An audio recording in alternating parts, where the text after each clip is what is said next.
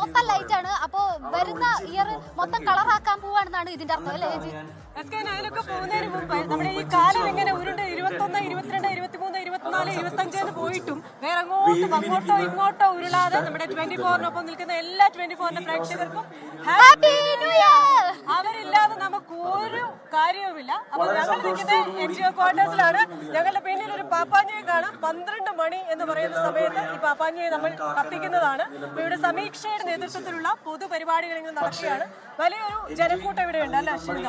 ഇവിടെ ഭയങ്കര വൈബാണ് കേട്ടോ. വൈബ് എന്ന് വെച്ചിട്ടുണ്ടെങ്കിലല്ലോ നമ്മൾ പുറത്തേക്ക് ഇറങ്ങിയാലേ ന്യൂ ഇയറിന്റെ ആ ഒരു വൈബ് കിട്ടുള്ളൂ. പിന്നെ ഇവിടുത്തെ പാപ്പാഞ്ഞിനെ കുറിച്ചിട്ട് നമ്മൾ പറഞ്ഞില്ലെങ്കിൽ മോശം കേട്ടോ. കാരണം ഈ പാപ്പാഞ്ഞിയുടെ മുഖം വെച്ചിട്ട് കുറെ വിവാദങ്ങളും കുറെ ട്രോളുകളൊക്കെ ഉണ്ടാവാറുണ്ട്. പക്ഷെ ഹരി കാണിക്കാൻ പറ്റുകയാണെങ്കിൽ ഒന്ന് കാണിക്കട്ടോ. അതായത് ഇവിടുത്തെ പാപ്പാഞ്ഞിയുടെ മുഖം കണ്ടിട്ടുണ്ടെങ്കിൽ ചുച്ചിരു ചുച്ചിരു ചങ്ങട് ചുക്കുടു എന്ന് പറഞ്ഞിട്ട് നമുക്ക് കൊഞ്ചിക്കാൻ തോന്നും. അതുപോലത്തെ ക്യൂട്ട് ആയിട്ടുള്ള ഒരു പാപ്പാഞ്ഞിയാണ്. അപ്പൊ 12 മണിക്ക് പാപ്പാഞ്ഞിനെ കത്തിക്കും. അതിനു മുമ്പായിട്ട് ഇവിടെ ഭയങ്കര അടിപൊളി പാട്ട്, ഡാൻസ്, കൂത്ത്, അങ്ങനെ അടിപൊളി പരിപാടികളുണ്ട്.